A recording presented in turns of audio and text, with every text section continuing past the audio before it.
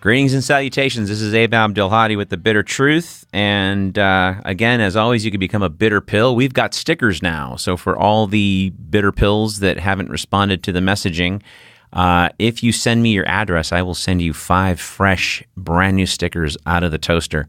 And they look good, and they're good vinyl, and they are great on your car, your toolbox, whatever. Visit patreon.com/The Bitter Truth. And you could register there if you want to, or just listen to the shows for free. We're on iTunes and Spotify and YouTube and all the usual suspects. So, it's a fun thing to do, and we're going to bring out some more tiers as we progress. We've been having a lot of fun the last few months with the show, and as always, I appreciate the enthusiastic support, and I appreciate the people that don't like me. That's good too. Going to do something a little different, and done this a couple times in the past, but specifically. This show is going to be just me talking for about some things. And I want to kind of talk about how the so-called left lost its way, and the right has lost its way too. We used to have conservatives and liberals in this country, and now we do not. And so basically that's kind of the thing. We're going to jump right into it. We don't have a pro-labor, anti-war opposition party anymore. We've got this bougie boutique activism that has confused multiculturalism and political correctness for true economic and social justice. And I'm sorry, but having the United Colors of Benetton work at a Taco Bell isn't exactly an opportunity. It's not economic opportunity. It's not social justice, in my view. And not everybody is designed for meaningful work, and I understand that. But we have taken away many people's inalienable rights, which I believe, the right to life, liberty, pursuit of happiness. But we've also taken away many vehicles with which to get those things. And some people would argue, well, that's not the state's job. Well, it seems to be the state's job to support corporations and corporate welfare. And that's where the so-called Democratic Party has failed. And so, basically, if you've got only one party, history has shown, then people die. And that has been shown in Cambodia. That has been shown in Nazi Germany, the communist Russians when it was under Stalin, and through Khrushchev. People died. You had one party. And now we've got one party, one big corporate gangbang. And we have 2 wings of that party. You got a pseudo-liberal wing that likes abortion and gay people. And you got the pseudo-right wing that doesn't like abortion and gay people. And that's the chum they throw to the sharks to get the worker bees to think that they are on a side. There is no right or left side. There is no Democratic or Republican. There's one big corporate oligarch party. And that's it. I mean, they take the same money from the same people. Other than those few things that we mentioned, the Democrats don't like guns, the Republicans like guns. Who fucking cares? Take those same guns and go get our rights back. We don't have any rights anymore. We are the most watched state in the history of the world. As Chris Hedges points out in several of his books, we're more watched than the East German Stasi. Or the East German state by the Stasi. But we have these parties that take the same money from big pharma and big oil and big insurance and defense and the banks and Wall Street. And between Wall Street and the banks, between Bush and Obama, we loaned them $29 trillion to loan back to us. And we gave that to them at 0 interest. Meanwhile, they're charging us for home and car loans and credit cards and everything else, and one would argue, well, those are things that you choose to get. You don't need to do that. Okay, fine. But I'm going to step out on a limb and say, screw it. Why don't we take over the banks? It's not like we're taking a business from somebody. Jamie Dimon is a fucking employee. Lloyd Blankfein is an employee. They didn't invent Bank of America or Chase Manhattan Bank, yet we're giving them this huge tongue bath financially. Why don't we have a national bank that would loan a qualified person a home loan for 2%, or maybe a credit card for 10% versus 25% or 18%, and make payday lending completely illegal? But we don't, because we've got one big giant party, as I've said. As evidenced in the governor's race in New York, Andrew Cuomo took $8 million to Cynthia Nixon's $400,000 that she raised on small donations. And people are like, oh, he's a great fundraiser. He's good at taking bribes. He does not vote progressive or anything remotely left at all. He has done nothing but routinely screw the worker in New York, and basically just participates in garbage thinking. I mean, look what he did with the Cynthia Nixon campaign. His campaign sent out a letter to all the voters saying that she was an anti-Semite and was against Israel. Well, she's Jewish. Her kids are bar mitzvahed, which, if you don't know what that is, folks, the Gentile, it's basically like a baptism, but for Jews. But they get it at 12 or 13 versus when they're a baby. But so she had that done with her kids, and that. So we have the lies of both sides of the parties, baked into our brains, and it's just interesting to me. For example, you look at the Alexandria Ocasio-Cortez's and the Andrew Gillums, and she hasn't done anything terrible, but she did come out and endorse Andrew Cuomo, and I'm like, why would you endorse Andrew Cuomo when Cynthia Nixon is a true progressive and you're supposed to be a progressive? Wouldn't you endorse the progressive? She's already playing politics and she hasn't even won the election yet. Andrew Gillum ran, by the way, he was a total Clinton supporter a few years back. Then he runs a campaign on total progressive values, and then as soon as he gets the nomination, his entire website changes and he's got Cory Booker and Hillary Clinton out campaigning for him. So now he's no longer for single payer, but a more enhanced state payer program, which means we pay it the same way we have been paying it. And the ACA has been a gigantic failure. I'll get into that in a second. When you have 45,000 people a year dying for lack of coverage, it's a system that doesn't work. Excuse me, I'm going to take a sip of a beverage here. Goes down good. So in any case, let's talk about some of these things because we keep going on this two-party system. And because the lies of both sides are baked in our brains so much that a, quote, third party can't win, well, that's disingenuous because a third party can win. People like to forget that Abraham Lincoln ran as a fourth party. The Republicans, rather, were a split off of the Democrats and the failed Whig Party that had just imploded. And they were anti-slavery, pro-abolition, which means get rid of slaves. And they started in 1856. He ran for Senate in 1858, got his ass kicked. Then in 1860, they decided to run him for president. They were a fourth party. And he did not even win with a plurality of the vote. He got 39% of the vote. The Northern Democrats, because the Democrats had split up because of the impending war, got 29% of the vote. The Southern Democrats got 19% of the vote. And the Constitutionalist Party got 9% of the vote. So to say a third party can't win, I like to remind people that in 1860, we didn't have the internet or the telephone or anything like that. We had Morse code and the Pony Express. And so without the tap, tap, tap of the Morse code, it took you a few days to find out that something happened via Pony Express if you lived in a remote area. And the Republican Party was only in about maybe 6 or 7 states at that time. They were largely a regional party. But let's talk about why people don't come out in droves. Let's look at the most recent Danny O'Connor debacle, where he ran against Troy Balderson for representative in Ohio to be a congressman, and he lost. He got his ass kicked, and people were blaming the Green guy. There was a Green Party candidate. God forbid he participate in democracy, but he got 1,000 votes, and people are like, "Well, see, he got that. He got Danny O'Connor's votes." No, he didn't. If Danny O'Connor got those 1,000 votes, he still would have lost.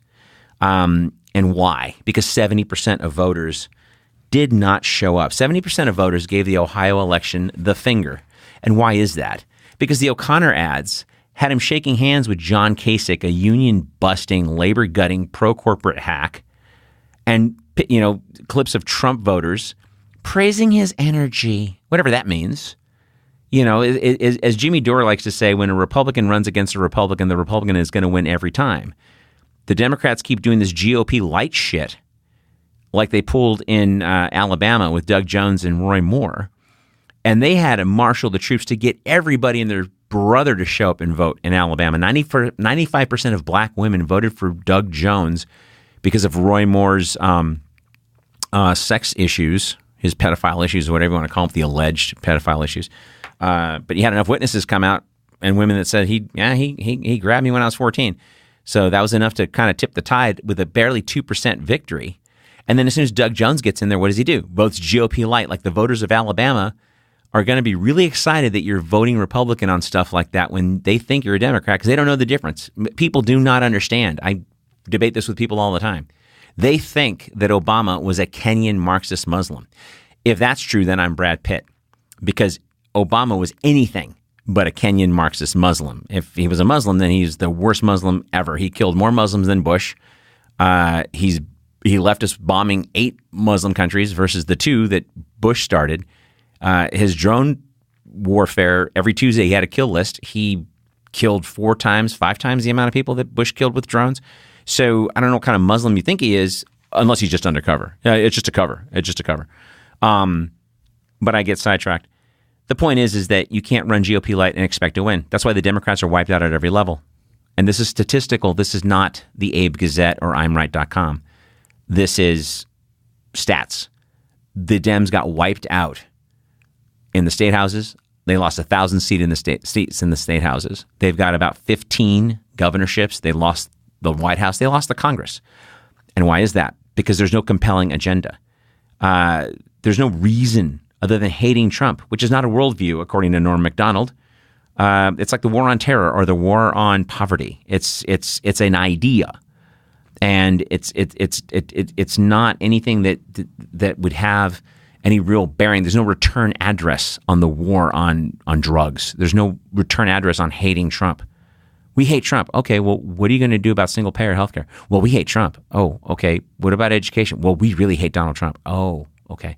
So the big blue wave, because of this latest Kavanaugh abortion, and I call it an abortion, not a confirmation, because I'm an asshole. But this latest blue wave that they're predicting in November, all it is going to be more of the same. The Democrats are running 50% of the Democrat ballot races are either former contractors, former defense contractors, or ex-military guys. And they're not like ex-military people like Tulsi Gabbard type military people. They're like ex-military guys. So again, they're trying to run GOP light. And this is endemic of corporate Dems. You know, we know you're bought. I mean, politicians should not be worth $100 million. I mean, they make a nice salary. A couple $100,000 a year is not chump change. You know, it's way better than average. But how are you worth $100 million in a 30-year period making a couple $100,000 a year? Are your investments that sound? No. You are Mitch McConnell or you're Nancy Pelosi or you're Maxine Waters, and you're slipping contracts to relatives, and that's how you become worth $100 million. So, you know, with Danny O'Connor, 70% of the folks didn't turn out to vote for him because there was no compelling message. He was trying to run his GOP light. And as I said a second ago, when Republicans run against Republicans, a Republican's going to win every time. So whether it's Cuomo or Tom Perez or Hillary Clinton or even Bernie Sanders, who, you know, after he flipped after the convention, I was actually shocked. I was waiting for him to pull an Al Pacino moment. You know, I'm going to take my delegates and go home, and we're going to go third party and screw you guys, and we're going to change this country. No, he came out and towed the line. If not, they threaten his kids or his committees or whatever. And you know, he does write good legislation, and he's always been a busy congressperson, so that's fine. But he's sheepdogging people into this bullshit party, and the DNC is already coming up with rules to fuck him if he tries to run in 2020. So instead of waking people up, he keeps, giving the DNC kind of a sort of tongue bath. We got to unify, and talking about what's practical, which that was never his language before. And the voters aren't showing up, as evidenced by his crowds. Bernie Sanders' crowds, for example, were 35,000, 30,000, 40,000 people in every city he went to. They were like Trump-sized rallies. Then as soon as he flips to support Hillary, well, then all of a sudden, you've got 100 people in a gym, just like Hillary had. Hillary never had big numbers. It was always 100, 200 people in a gym. Maybe 300 people would show up. And then they would plant them behind her and put the cameras in front of her, make it look like she had a big crowd. She didn't. Never. She never had a big crowd. Tim Kaine, let's pick somebody to the right of Hillary to run as VP, a pro-life, pro-corporate hack who's getting 11, 12, 13 people. You're a fucking celebrity. You're on TV, right? People could give a shit because there's no message there. There's no compelling agenda. And what politicians have failed to realize is that they're not rock stars. They're not celebrities. They're politicians. They work for us. So this whole process is a job interview, and the Democrats are failing miserably. So, you've got 8 years of Obama, as I said, and he's basically the Black Reagan. I mean, the neoliberal disaster that started with Reagan, and people are hurting, and the tin ear of the Democrats is to call the folks in the Rust Belt states deplorables? You're looking at places like, West Virginia, Anderson, Indiana, Detroit, Michigan, just decimated over the last 20, 30 years, especially the last 15, 20 years. And we're calling them deplorables? Anybody that voted for Trump in 2016, I kind of don't blame them. He ran to the left of Hillary, if you recall. He ran anti-war, pro-jobs, anti-NAFTA, anti-TPP. We know he was full of shit because he's just an orange con man. But these people felt like they were being heard. And inarticulate rage is the most dangerous thing ever. If people are angry and they don't know why, and you tap into it, that's one thing. When people kind of know why and they feel like they're not being heard, they just get angrier. Frankly, happy people don't vote for a demagogue. I mean, in California, the big Democratic cause was, let's ban straws. Well, why don't you have some real balls and try banning bottled water? They've got more money and they'll probably assassinate you. So you don't do that. You stick with banning straws. The fuck cares about straws? But the Dems are Democrats are running a pro-military, pro-corporate deal again, and they just keep running right. They're running defense people and everything else. And Jeremy Corbyn, out in England, that other place, took over Labour, which was not the most quote liberal of parties. Excuse me while I take another sip. Yes, I am drinking beer, and yes, it tastes good. He had a 20-point plan, a 20-point plan. Okay, real agenda stuff, okay? Not crap like, the better deal that the Democrats came out with last year. We got a better deal, and Chuck Schumer's on, all these shows talking about how they're going to be more aggressive about values. What about fucking jobs, dude? What about education? I'm going to jump into that in a second, but people are not fooled anymore. We see the results. We're in 8 unwinnable wars. And, while I'm on the subject, let's just jump right into it. So number 1 on the agenda, get out of the wars. You say you support the troops? Well, shit, bring them home. Any corporate Democrat that is in support of war or corporate defense is not with the troops. So fuck this kneeling nonsense, which is a straw man argument designed to deflect off the fact that we're indiscriminately killing black and brown kids with a militarized police force. Let's focus on what you're saying you believe in, which is supporting the troops. Okay, well, then how about a real VA that works, real benefits? How about you don't fuck them while they're overseas and foreclose on their homes fraudulently? We did that during the last crash. The Dems routinely approve any military budget, with little exception, that has come their way. Last year, they gave Donald Trump an $80 billion tip on top of what he requested for his military budget. And this year, the budget's like $790 billion. That's what's reported as far as spending. But that doesn't include the bases, the VA, or the nuclear program. So that pushes us up, according to Forbes magazine, at about $1.2 trillion. But when you look at what the Democrats vote for, they vote the same fucking way. As I said earlier, they take the same money from the same guys, and aside from some lip service on some lifestyle shit that nobody cares about, they're the same guys. Robert O'Rourke is running in Texas against Ted Cruz. And while I hate Ted Cruz with the burning white intensity of 1,000 suns because he's a wax-faced Christian jihadist asshole, and Beto O'Rourke is actually, I guess a cooler guy. He played bass in a punk band, and, he just seems nicer. But their voting record is the same except for women's issues. Pro-defense, anti-education, anti-healthcare, tick, tick, tick, down the line.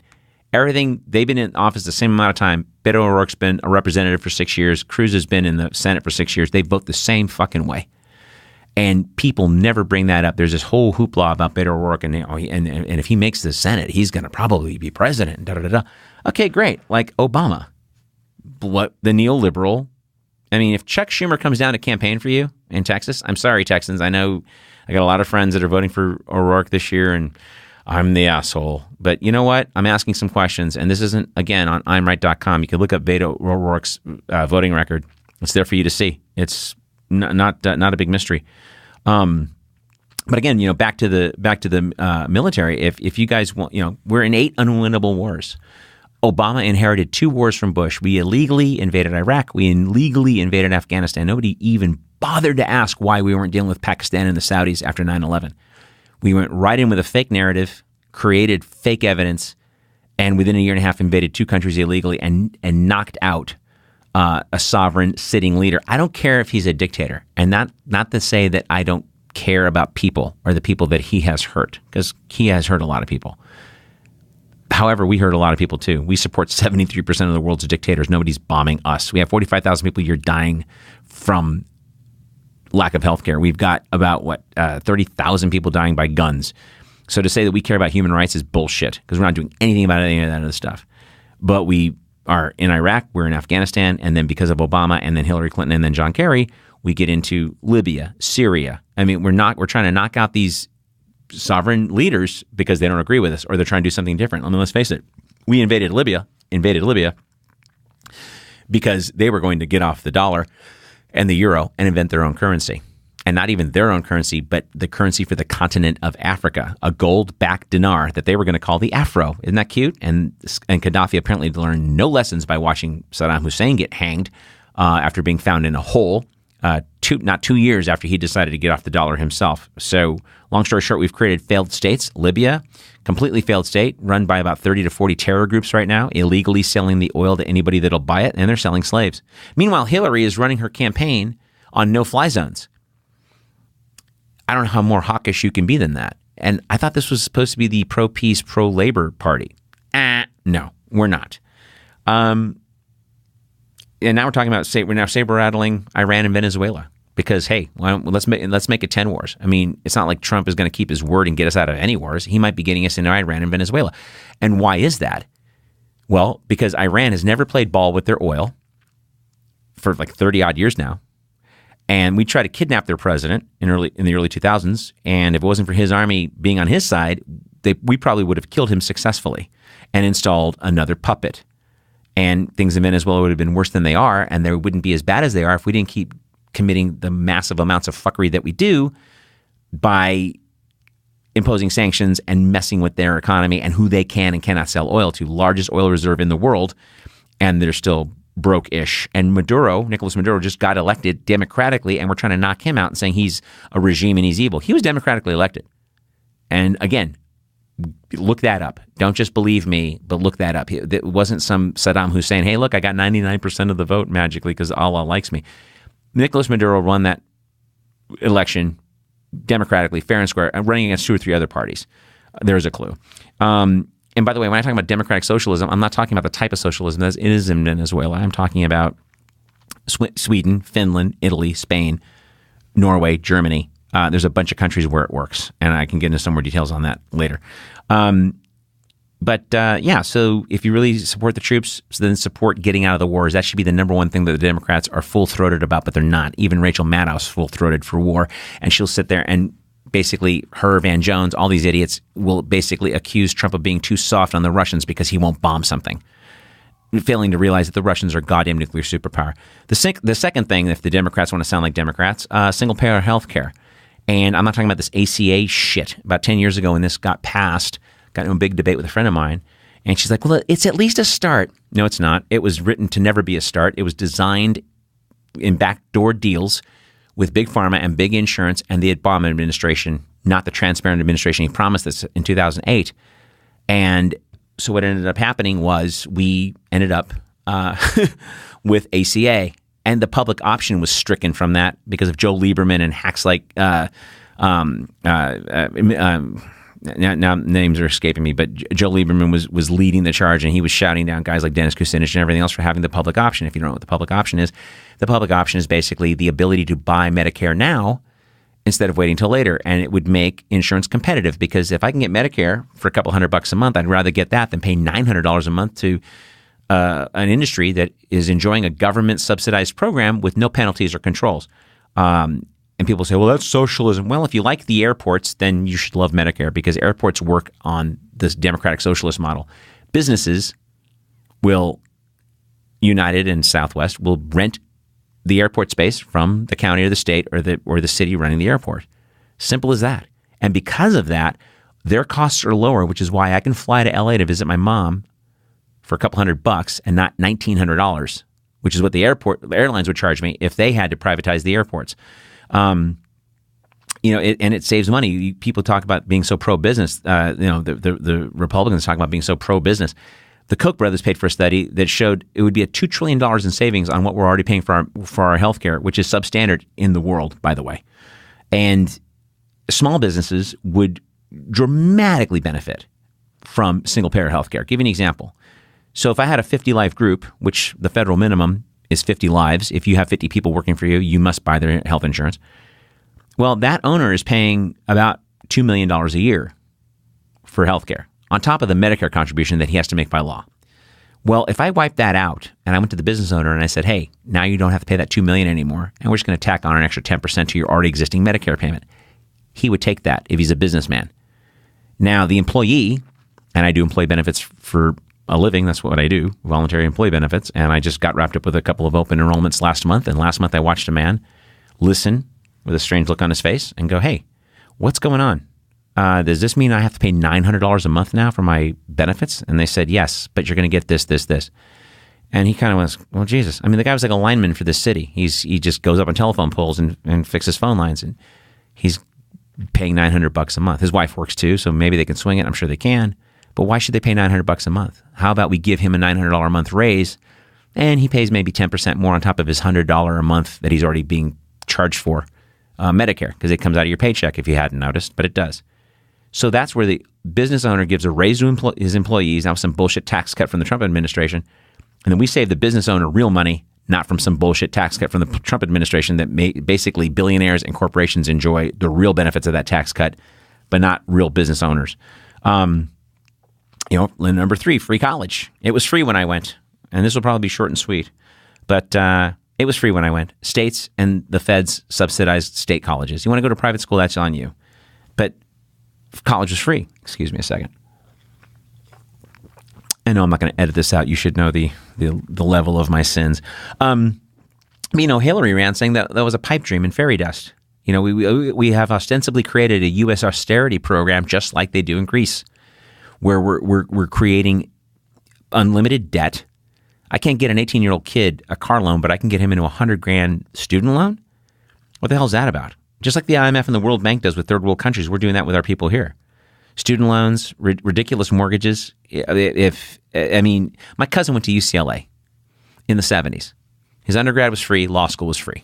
Why? Because it was a state school. He cut the mustard. He got in, and it was free. And people are like, well, who's going to pay for this? Nobody asks about defense. Half of our spending goes to defense. $1.2 trillion goes to defense. Cuts to government spending, like the third world for social services is not a good idea. We spent $13 billion 6 years ago for an aircraft carrier that the Pentagon didn't even want, but politicians were bribed to buy it.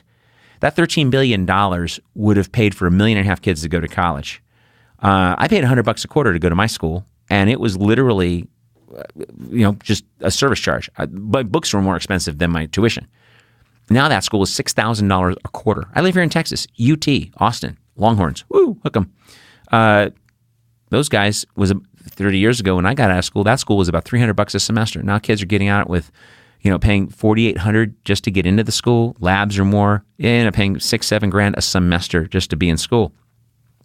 It's ridiculous. And again, don't look at this stuff as a hike in your taxes. Look at this as an investment. Don't call them regulations. Call them protections. Because when you have banking protections, that means they can't fuck us again like they did 10 years ago, because Bill Clinton got rid of Glass-Steagall in 1999, which was a really neat law for 66 years. They kept banks from doubling up as mortgage companies doubling up as stock investment companies, and stock investment companies investing in the mortgages, which is exactly what happened. And banks buying up all this shit and selling it overseas, which is why we crashed the worldwide economy by 40%. Number 4 on the list, $15 minimum wage. I say 20. Why not? How? Well, first of all, we penalize American companies making shit overseas. We used to do that. It used to be illegal before 1961. And then JFK, bowing to pressure from big business, went ahead and allowed the Department of Labor to create a quota system where he allowed 5% of American manufacturing to be done overseas. What that meant was every president now had the ability, and they did, every president of both parties for each year from 61 to 1993, that was the year Bill Clinton came in, were able to have manufacturing done overseas. And by the time Bill Clinton came in, 80% of American manufacturing was done overseas. Union membership dropped from 24% in the 60s to 6% by 1993, and then Clinton signed NAFTA into law with the big promise that that was going to create jobs.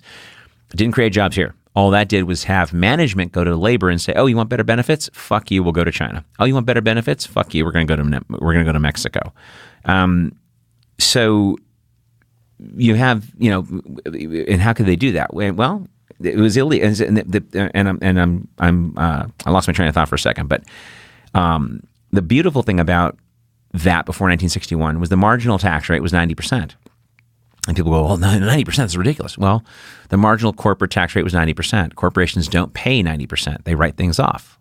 What do they write off? Well, they write off salaries and pensions and infrastructure and health insurance and bonuses and plant materials and lumber and steel and everything that you need to make stuff. That's all a write-off. So at the time, the government was enjoying a 10 to 15% tax bill from corporations in this country. What happened now? Now we've got the Walmart family with 40 shell companies in Luxembourg, saving them about $3 billion a year in tax. Last year, we gave IBM a $500 million tax refund. And yeah, they pay state taxes in the states that they're in and everything else, but that doesn't benefit the federal government. And also, too, that's the government that they work and live in. And I'm not a big fan of crazy taxes, but I am a capitalist, and I believe that all capitalists should pay taxes. And if you think that's anti-capitalist, then you're a fucking moron, and you believe that 2 plus 2 is 4.6, whereas I believe that 2 plus 2 is 4. And if you like your roads, and you like your schools, and your cops, and your airports, and everything else, and you want better than a D plus infrastructure, which is what we have now, well, that gets me into creating jobs, which we could in this country, because the jobs that are gone, they're gone. I'm not going to sit there and say we're going to bring auto jobs back, because we're not going to bring auto jobs back. But we can do what Obama promised, and that's to seriously create. And he never did one lick of this, because he was a liar too. We can create jobs like FDR did. FDR created 12 million jobs, not welfare, jobs, with a work program. We have a D plus infrastructure in this country. Let's put people that are out of work to work. Let's put the underemployed to work. Let's put people to work that are making under 30 grand a year, which is half the workforce. 63% of the country can't afford a $1,000 emergency right now. And that's scary. And so you take $200 billion out of defense. As far as the minimum wage issue goes, I digress for a minute. But take $200 billion out of defense and put it into the Department of Labor. And if a business owner can only afford to pay $11 an hour, well, voila, now he's paying 15 or 20. We make up the difference, and now two things happen. Number one, the worker, and statistically workers do spend more money in the economy than, say, a Wall Streeter does. The worker now is putting money back into the economy, and we're revenuing from him because he's paying higher taxes because he's making more money. And not by a whole ton, but a few percentage points higher per person adds up. We're $22 trillion in debt. 15 trillion of that went to war. So you might want to wonder why these people who are supposed to be working for you are not working for you. Okay. And we need to create new industries. I mean, solar was supposed to be the big mecca in all these decaying cities, and we never did a goddamn thing. Not one thing toward that. We paid lip service to Solyndra. We gave them what? Like $200, $5 or $10 million. What did we give them? $50 million? And that went under, and then the Republicans freaked out. See, this doesn't work. Yeah, it does fucking work, asshole. Jimmy Carter had solar panels on the White House, and then Reagan took them down because he was sucking big oil dick, and he's an idiot. Subscribing to tarot cards. One of the worst presidents we've ever had. When people go on about the Reagan years, he took us to our first $1 trillion debt, by the way, as did George W. Bush to increase that debt. H.W. Bush, rather. I'm so sorry. So yeah, if we cut defense in half even, I mean, listen, we right now we have a D plus infrastructure. Let's bring home our troops and put them to work instead of getting blown up, maimed, or insane, and promising college that they may or may not get. A lot of vets don't get the college stuff that they're promised. People. Well, if we do that, then we have to deal with unions, and that would be bad. Really? Well, who has unions? Lockheed Martin, Raytheon, Halliburton, Boeing. They all have unions. We don't seem to really mind too much when we pay those workers their union stuff, and that's okay. And that's part of the 6% that's in a union still. Almost any union job that we had, except for cops, fire, and defense, they're all gone. Most states are turning to right to work, dismantling unions. I live in Texas. It's a right to work state. And out of 254 counties, we only have 9 counties that are collective bargaining, and the rest are all right to work, which is a euphemism for right to screw you. And we don't ask why. And people get it baked into their brains. Well, I don't want the union taking dues from me. What, $20 a month? I deal with some right to work counties here in Texas, and they had to fight tooth and nail to get it. And the $10, $15 a month those people pay, they have rights that you don't have in a right to work state. Look at what Scott Walker did to the teachers. Look what they try to do in Oklahoma to those teachers. And they stood their ground, and you'll see that covered in the media because they stood their ground. And before I jump into this last thing and start wrapping up here, understand something really quick. Everything I'm talking about is through demand. The last 20 years or so, we've gotten incredibly lazy, and we think that the government's job is to deign us our rights. That's not even remotely true. You look at anything we've ever gotten. I mean, this country was founded on racism. I mean, the Constitution is a great document, Bill of Rights, Declaration of Independence. I love those documents. But we haven't started living up to those ideals, ever. I mean, those documents were written for white people, period. Rich white people. Because if you were a white guy without property, you didn't have any rights. Black, you were a slave. Indian, we just took the land from you. Fuck you, you're on a reservation at best. And that wasn't for another 100 years. Women, they were chattel. I mean, up until the 70s, a woman couldn't even sign her own name on a credit card application. Are you kidding? So as I move into the fifth and final thing, and there's many things the Democrats could put on their agenda, by the way, to sound like Democrats again, but they won't because they're a bunch of craven corporate assholes. And this is why, we need to start understanding these people are not our friends, and get new ideas, new parties in. And if they screw up, toss their ass too. You know, in the Declaration of Independence, Thomas Jefferson flat out says that if the current form of government is not working, then we need a new form of government. And the challenge we have here is we have had clockwork elections every 4 years for 242 years. And what's been going on is just atrophy. And I shouldn't say 242 years. The country was founded 242 years ago. We didn't start having our real elections till the 1780s. Okay, so there you go. But we've atrophied to where we just show up and vote. And it's just this little, Pavlovian mechanism that we do. George Carlin famously said that if voting worked, they wouldn't let us do it. But the fifth and final thing before I start wrapping up here is the Electoral College. Let's get rid of it. And I know people are tearing their hair out right now hearing that. Get rid of it. What are you, crazy? It was designed for a reason. Okay, well, let's back up for a second. It was designed to ensure that the white guys in power held power. Okay. The Electoral College is a slave day holdover. It's a precursor to Jim Crow and gerrymandering, and even the new Jim Crow. When you look at the modern prison system and the industrialized prison network that Clinton created, we basically now have legalized slavery again. And that if you don't know the prison system, you should study it. Half the prisoners in there are for drug offenses. 90% of those are possession only. Possession only, not narco trafficking, not El Chapo type stuff, but possession only. So if you're caught with a bunch of blow or pot or whatever, and you're not a seller, then maybe you should be in rehab and not in prison. But what does prison do? Prison guarantees recidivism. I can't even say that word. But which is awesome because guess who uses prison labor to make their stuff? AT&T, Samsung, Nike, Victoria's Secret. It goes on. The list goes on and on. Tyson Foods. 40% of firefighters in California are state prisoners who don't get benefits, who don't get death benefits, who don't get health insurance, and they get paid what they get paid in prison to make Nikes, which is about $1.20 a day. So getting rid of the Electoral College, again, back to that, I digressed, I apologize, would be a great thing to get started. It may not happen in my lifetime. I'll say that again. It may not happen in my lifetime, but gay marriage wasn't supposed to happen in my lifetime either. Did you see how fast that went? Within a few years. Legal. All of a sudden, people were cool with it. Super conservative people that I knew that would never have 20 years before. All of a sudden, they're cool with it. Whatever. You're over 18. I don't give a shit what you do. Well, maybe we talk about the Electoral College, and it goes the way of gay marriage, where now we accept it. But think about this for a second. And I didn't vote for Hillary. I can't stand her. But if the Democrats cared about the people, the case they could make for this is that in this century, we've already had 2 elections go to the scorecards with the Electoral College. And Hillary won by 3 million votes. If the Democrats really cared about me as a person, they would be running around like chickens with their head cut off, protesting the Electoral College and trying to craft a bill in the House to get it through the Senate and pressure Cheeto Jesus to sign it and make them look better like they are of the people as opposed to what they're doing, which is, go on some dopey unity tour and pimping Hillary's stupid book. which basically is like, what happened? Well, in my sequel, I'll tell you what the fuck happened. You ran a crappy campaign where everyone know you cheated the winner and you lost because no one would come out and vote for you. But you still won the popular vote by 3 million votes, and you still can't do anything about the Electoral College. That's borderline criminal. So how do you fix that? Well, there's this thing called ranked choice voting, and you should look that up. But the bottom line is the ranked choice voting system would make sure that it would be a genuine popular vote.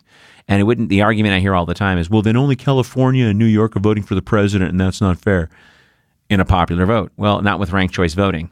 Everybody's vote counts, and then just the popular vote. That's it. Not so-and-so wins the popular vote, but so-and-so won the Electoral College, which who gives a fuck? In any case, that's exactly what's going on. And if you wanted to get rid of the Electoral College, that would make you guys look like Democrats again. So bottom line, man, why not fight for this stuff? Well, because the Democrats are paid to lose. In boxing, you don't fix the winner. And, basically, we've got to tear this stuff down, or we're going to die. We are ticking off the list of the death rattles of a failed empire, guys. This is if you look at the Greeks and the Romans and the Egyptians, they didn't suffer. Their empires didn't crumble because of sodomy. Their empires crumbled because of magical thinking, overextending themselves militarily, not paying attention to the suffering of the masses. Go to the last century. Look at Tsarist Russia. 300 years the Romanovs ran Russia. And the last Tsar and his dad were just such clueless, out-of-touch assholes that it was no big mystery why when he sent the Cossacks in, they turned on him. Because unlike the cops here who go into towns that don't look like them, the Cossacks look like these people. They were told to beat up their mother. And that was the end of it. She's caught stealing bread or whatever. Okay, and that was and that's what turned it around for them. And we're ticking down the same list of empire. So look at Britain. Look at the last Russian empire, the communist empire. The Soviet Union fell apart in 1989 after only 70 years. And why? Just bad planning and overextending themselves militarily, not being able to afford what they're doing. We can't afford what we're doing. We're about to lose our status as the world currency within the next 5 to 10 years if we don't watch our ass. We have too much debt to sustain being the world's currency. And some of our currency is coming back to us because of some of the fuckery that China's been pulling and the Saudis have been pulling. Even the Europeans are doing an end around right now to deal with Iran because Cheeto Jesus went ahead and pulled the Iran deal. And so they went ahead and they're working out a back-end deal that they can deal with Iran and buy their oil without using the U.S. dollar. Well, that's not going to be any good for anybody. But that's how things are going, folks. And so when I'm talking about these things, some of you on my Facebook page and some of you are just my friends, and you see me in a bar or at a party and I get kind of cranky pants, and I've had this question asked of me many, many times over my lifetime, heck, several times a month. Why are you so angry? And I'll tell you why I'm angry. Because only an idiot and a callous human being could look at the suffering of others and just kind of go, well, it ain't me. There but for the grace of God go I. It ain't me. And I'm not a savior. I'm not going to, but I can't just look at that stuff and go, oh, that's cool. I can't look at that stuff and then listen to people say that they're going to vote against their own interests, whether it's for Trump or Hillary, because that is voting against your own interest. You're voting for syphilis or gonorrhea here. I can't look at that and look at the person in the face and just go, okay, that's cool, Oh, that's your opinion. I don't hate to talk politics. Fuck that shit. If you are concerned about your taxes, if you're concerned about a fireman getting a cat out of a tree, and if you're concerned about, how we pay for that, then you're concerned about politics. If you've got friends that are deployed, some of them on their 3rd, 4th, 5th tour. I knew guys in Vietnam that didn't go. I wasn't in Vietnam. I'm just saying I knew guys that were in Vietnam that had done 2, maybe 3 tours. The 3rd one, they even had, some of them were crazy. They requested it. But we weren't sending guys back for multiple tours because we had a draft. Now we don't. Now we're sending in the National Guard. Guys are joining the National Guard out of poverty reasons because of the $20,000 signing bonus. And another side note, we made a lot of these guys pay their bonuses back over the last decade, which sucks ass. But we did it. But a lot of them would join to get that $20,000 signing bonus, knowing full well that they may be deployed. So all that to say, there's a lot to be angry about. Do I like where we live? Absolutely. Do I think we're a great country? I think we're a good country. I think we have a psychosis, as Chris Hedges likes to point out. We're a country based on racism, 100%. But we like to pretend like we're the shining city on the hill, even though we support 73% of the world's dictators. We take our marching orders from Israel and Saudi Arabia, and we go after Iran because they're not fit to have nukes, although Israel's got plenty of nukes, and so the Pakistanis, and so does India. We don't ask those questions. Why? Because we're on their side, or they're on our side, supposedly. And who the hell are we? Donald Trump just got out in front of the UN the other day and said basically that we are above the rule of law about 3 weeks ago. We are above international rule of law. It doesn't apply to us. Why? Because we're big? That's not how international law works, man. We don't put people on trial at Nuremberg because we're big. We put them on trial in Nuremberg because they committed war crimes, genocide. And lately, the trend has been really interesting. We don't prosecute white war criminals, but we prosecute the fuck out of African war criminals. I think the last guy we prosecuted for war crimes, I think, was Slobodan Milosevic, which was 20 years ago. So anyway, I'm beginning to ramble, and so I'm going to start to wrap this up.